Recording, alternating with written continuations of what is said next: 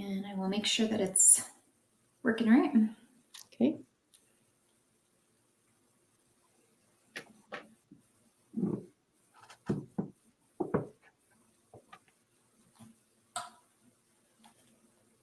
Okay, we are all set.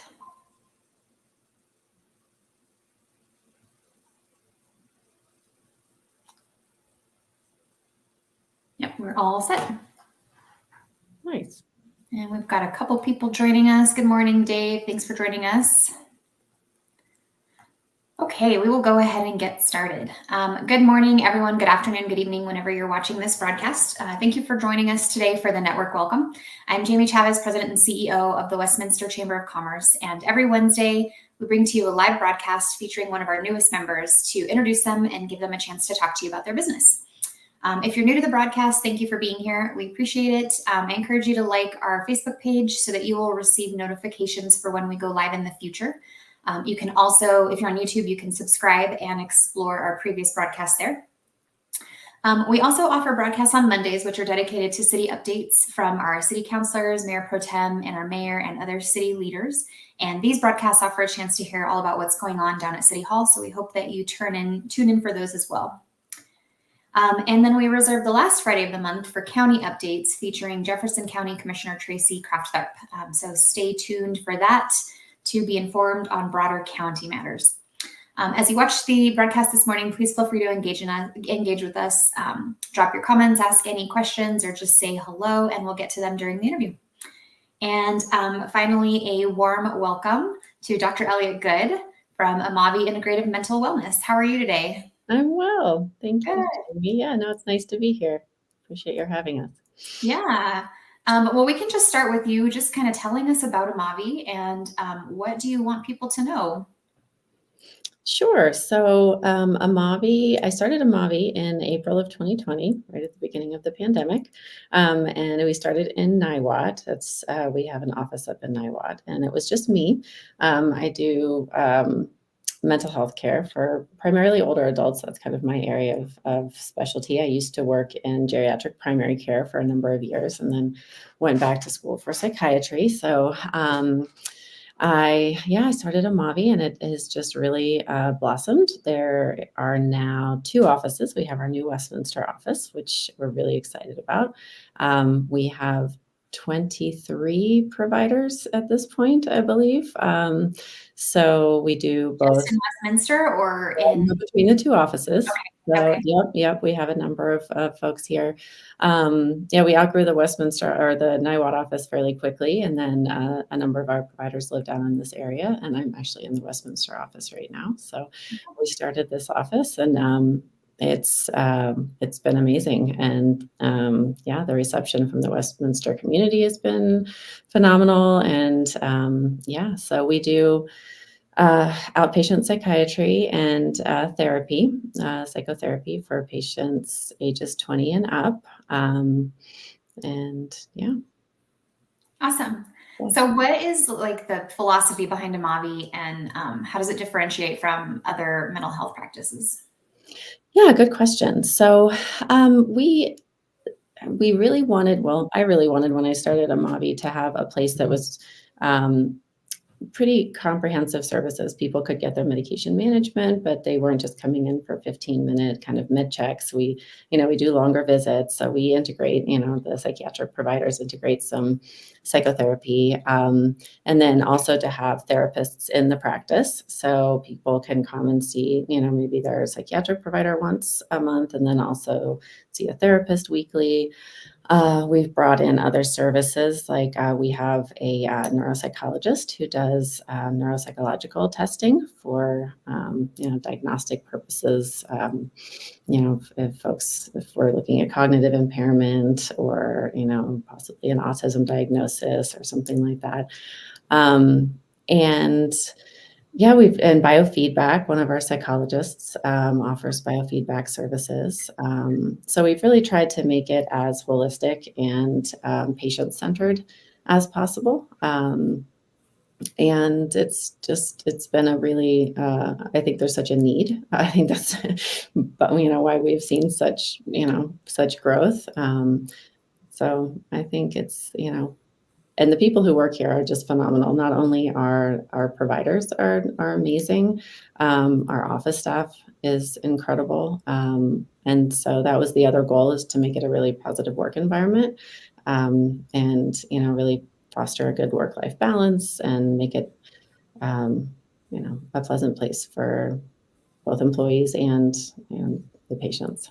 Yeah. So you mentioned the neuropsychological testing. What does that entail? Like, what does that look like exactly? So, Dr. Erica Meyer is our neuropsychologist. And so, if someone, I do a lot of work with folks with cognitive impairment and dementia.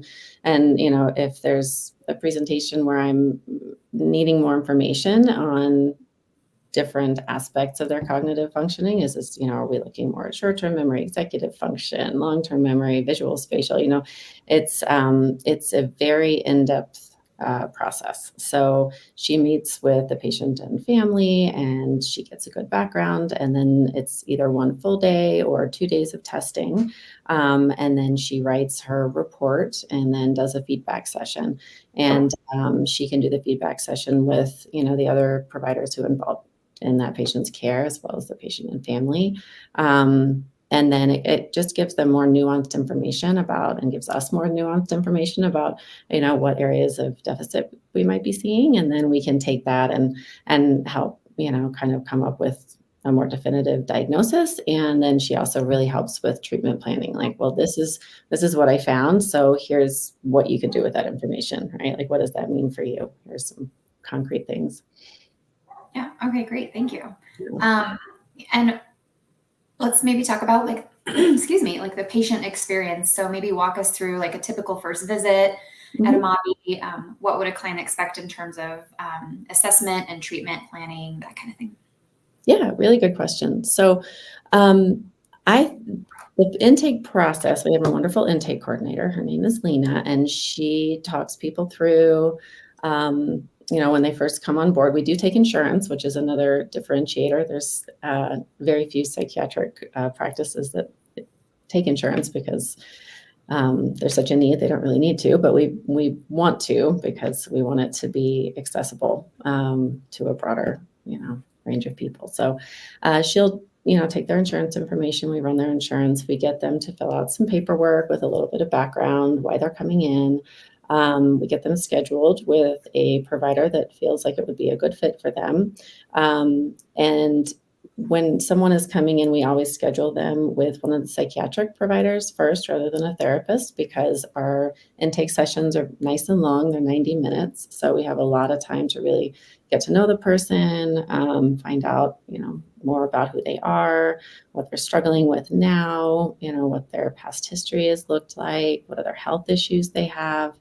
And often at that first visit, we are able to kind of, come up with an initial treatment plan, and either refer them to therapy or start, a new medication, or adjust something that they're on currently, look at other services they might need.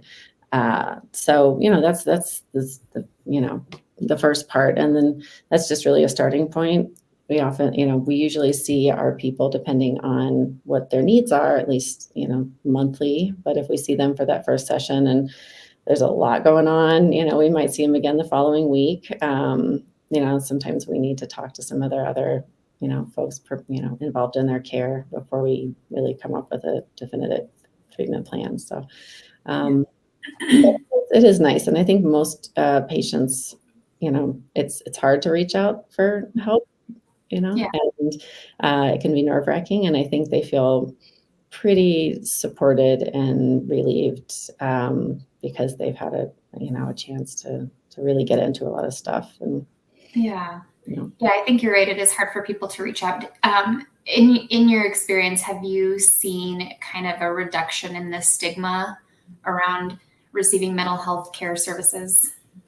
I have, and I love that. And it's, some of it's generational, but even, because I work with a lot of older folks, and I think maybe it's a little harder for some of them to reach out. But I have definitely seen a reduction, and I love that. I love, especially in Colorado, I feel like there's a lot of, awareness and support for mental health, and I think, we're not all the way there yet, but yeah, I think it's being destigmatized for sure, Yeah. which is Yeah. great. And you mentioned kind of other, other health conditions or concerns that people might have. Mhm. How does Amavi kind of emphasize the connection between like physical health and mental health? Do you have some examples where physical health has significantly impacted mental health, and what that might look like? Yeah, that is such a good question. I love that question. Um, yeah, so I mean, for me having a background in both primary care and psychiatry, especially in the older adult population, it's there is so much interplay. People can start a medication for, some kind of physical ailment that has, profound impacts on their cognitive function or mental health. And so having a good understanding of both, both their psychiatric conditions as well as like their comorbid medical conditions is really helpful. And then, you're right, in the younger adult population, there's a ton of interplay. People can experience, all kinds of pain syndromes. There's a lot of ways that chronic anxiety or trauma, can come out sideways in the body. And so, being aware of that, and we don't practice mind body medicine here, per se, but we do refer a lot to mind body and neural reprocessing, types of programs. And so, yeah, there's definitely a huge connection there. Yeah, definitely. Um, Mhm. I read a book recently called The Anxious Generation. I'm not sure if you've read this or heard of this, but it's Yeah. about the impact that technology, in particular social media and gaming platforms, is having on people now, that we've got a generation that's grown up with that being completely surrounded by that. And so Mhm. it's just a really good book. And I wonder, you talk about like anxiety and Mhm. other impacts that might have. Are you seeing a lot of young adults come in with mental health issues that may be due to the social media aspect of things?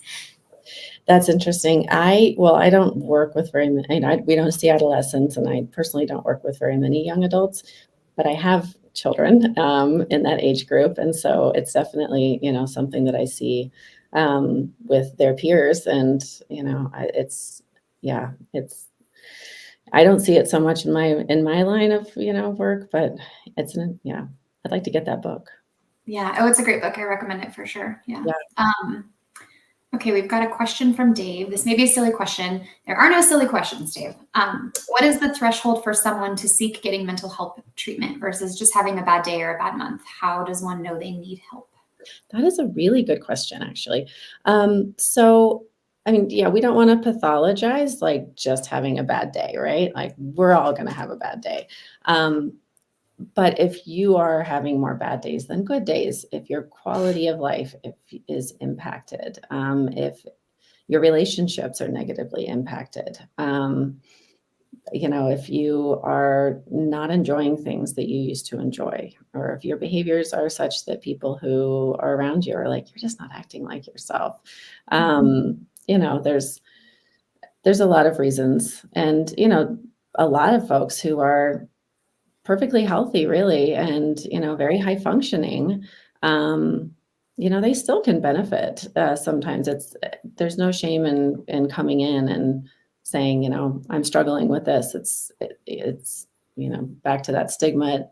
It's no different than going and seeing your primary care because you have a urinary tract infection, or you might be a perfectly healthy person but be dealing with something for a short time that you need some support with. And then there's folks who have, more serious chronic mental illness that, you know, really impacts their ability to function. But yeah, I would say, one bad day, it happens. But if you're, struggling with something that keeps coming up for you, why not, ask for some help, talk to somebody about it. Yeah. Yeah. Thank you. Thanks for the question, Dave. And good morning, Brian. Thanks for joining. Maybe we can talk a little bit about preventive mental health care and how important preventive care is in mental wellness. Taking care of things before larger mental health issues arise. Yeah, absolutely. I think self-care is hugely important, and that's kind of where the therapy piece comes in a lot too, right? Like I'm actually just started listening to a book on personal boundaries and how we're asked to do so much, and, saying no can be hard, and we can get to this place of overwhelm and, just not function. And working with someone who can help you tease out, like, well, what is in your control in this situation? What can you change? There's certain unmodifiable things, right? But just kind of learning some of those skills. So, I think even, not waiting until necessarily there's a huge crisis in your life or you're really having a difficult time. But if, you're just feeling like, I could be doing a little bit better, that's sometimes a really good time to get some of these skills in place and learn, like, how are the way I'm thinking about these things or the behaviors that I'm doing, how are they, impacting things, and, what is in my control to change. And, I think that is a really proactive approach, to life. So, and then, yeah, just the other sleep hygiene, making sure we're, getting enough sleep, we're exercising, we're eating well, we're seeing friends, we're taking care of ourselves. You know, I use the analogy with my patients a lot of putting the oxygen mask on yourself first in an airplane. So you're making sure, that you are giving yourself what you need before you can take care of everybody around you. Right. Yeah. And I think a lot of people don't do that. No, and especially the oxygen mask on everybody else. well, and those of us who are parents or, caregivers in our professional capacity, it can be hard to remember to do that, but it is important. Yeah, and that was kind of going to be my next question too, is kind of what role do alternative therapies like mindfulness, meditation, Mhm. mindful eating, nutritional eating play in mental health treatments? Yeah, absolutely. I mean, I talk about mindfulness and grounding and all the time with my patients. It's those non-pharmacologic type, interventions are really important, and there's a ton of evidence, that they are really effective. There's a lot of things out there that are a little woo-woo and maybe not effective, but but things like mindfulness, meditation, self-soothing, self-calming, self-care exercises are really important. Yeah, definitely. Yeah. Kind of shifting gears, what do you think are maybe some common misconceptions about integrative mental wellness that you've encountered? Well, I think there's, in some parts of the population, a bit of distrust around psychiatry in general, psychiatric medications, Western medication, things like that. So, and we tend to meet people where they are. If someone really is, you know, very strongly opposed to taking prescription medication, even if maybe I think, they would really benefit from it. It's not a, it's a collaborative thing. So if somebody comes in and they're very distrustful, but they're struggling, we do offer some, alternative evidence-based type of treatments that at least we start there, while we're working with someone. And then once you have a trusting relationship and a good, working relationship, sometimes people are a little more open. So I would say that's probably the biggest thing that we run into. Yeah. Okay. And how has the demand for mental health services changed since COVID-19? Oh my gosh. Well, I mean, I was starting this practice April 1st, 2020. So I rented my office. I had my MA in place. I had, my insurance credentialing. I was all ready to start on day one, and then COVID hit, and we had to rapidly pivot, right, to telehealth, which thank goodness we could do telehealth. Before that, insurance really wasn't reimbursing for that. So that was a really positive silver lining that came out of COVID is that it makes it a lot more accessible for people. Right now, insurance will reimburse for telehealth visits, and we do a hybrid. We still do telehealth, and we do in office. But yeah, it people struggled. I work with older adults. The isolation alone was really, really hard. And yeah, there was a lot. And people, I mean, their worlds got so small that people, who didn't have anxiety before started to experience some social anxiety when they, started to go back out. People who already had social anxiety started, become like agoraphobic. Just everything kind of worsened. Um, and I think there was a lot more talk about mental health as well during COVID because people became aware that it was, people were struggling. Um, and I think so the visibility perhaps was a little bit more there than even it was before. So yeah, definitely, I think the needs increased drastically during that time. Yeah.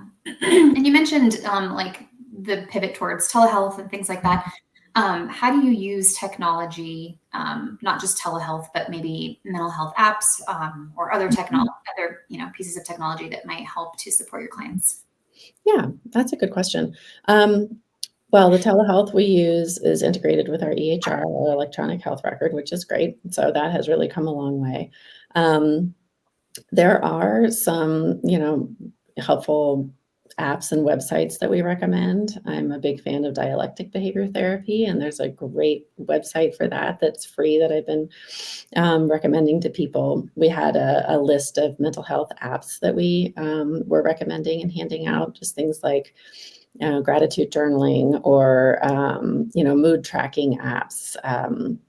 So that, if we make a change in something, we can kind of, get some objective information on how that's impacting mood over time. Those apps kind of change all the time. So it's kind of hard to keep it up to date, but yeah, I would say that's how I've incorporated it mostly. Yeah. And with this is kind of shifting gears again. I think a lot about burnout and chronic stress being so prevalent today. What strategies or treatments does Amavi recommend for managing, these types of issues and overcoming them? Yeah, that's a good question. That's something I have to remind myself about all the time because it's been a lot with all this growth. Um, yeah, I think mindfulness, actually, going back to what you had said before, is really powerful. We tend to get in our heads a lot and we ruminate about things that happened in the past, or we really worry about what's coming up and we think about all this stuff. And, what we're really missing out on is just, where we are in the present moment. So just getting people to stay grounded, recognize that those thoughts that's all they are. They're just Yeah. thoughts in your head at the present moment. Just stay with, and that can really bring things down. And then also just looking at what is in my control here, right? Like what can I change? And then focusing on that rather than, because there's so much, politics, the world, all this stuff people get. So, what is in your control? So like keep that as your focus so that you can just not feel so totally overwhelmed. Yeah. And what's kind of your long-term goals for Amavi? Do you have any new services that you'd like to start to offer, or what are you Yeah. looking forward to? Well, it's oh gosh, there's so much. The hard part is trying to figure out, like, because I get excited about all kinds of things, like, just going new offices, going into different states, things like that. Um, right now we have, we have the two offices. We also have a ketamine assisted psychotherapy practice here, which has been really exciting. It's a whole other topic, but so that's been growing, and that's, we use ketamine for treatment resistance, like for depression or PTSD.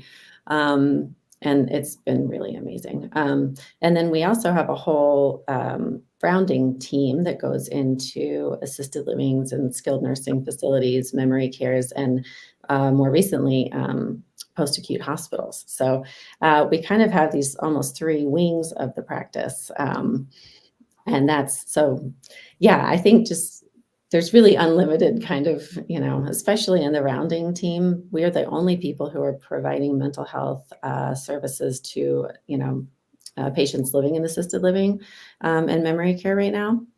And it's a huge need. So there's really unlimited opportunities, on that side of the practice. So I think we'll probably continue to expand there. I'd like to bring in potentially TMS treatment at some point. It's something I've been looking at. That's transcranial magnetic stimulation. It's just a treatment modality. And yeah, I think really focus on the quality of the services more than just growth, balancing, making sure that we can maintain the same quality that we have now.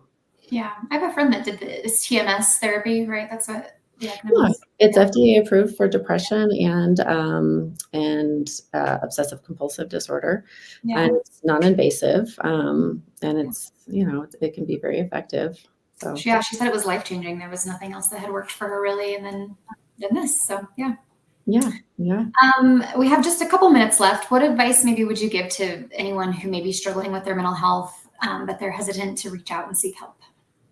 Yeah, I think the hardest part is picking up the phone or sending that email. I mean, on our website, you can, we have a contact form. If picking up the phone feels too hard, you can text in, you can to the number, and it's not HIPAA compliant, so we'll call you back. But the hardest part is just that initial contact. I think once you're talking to somebody and the ball gets rolling, everyone from your first point of contact all the way through is just really supportive, and no one is there to judge. We don't judge. We're just there to help. And so, I think just making that first step, you don't have much to lose. Yeah, definitely. Yeah. Awesome. Well, thank you so much. Is there anything else that you want the viewers to know about you or Amavi? I don't think so. No, thank you so much. Yeah. Thanks for joining today. Thanks for everybody who watched live. And I hope that everybody has a great Wednesday and a great rest of your week. And thanks again for joining. Thanks, Jamie. Have a good one. You too.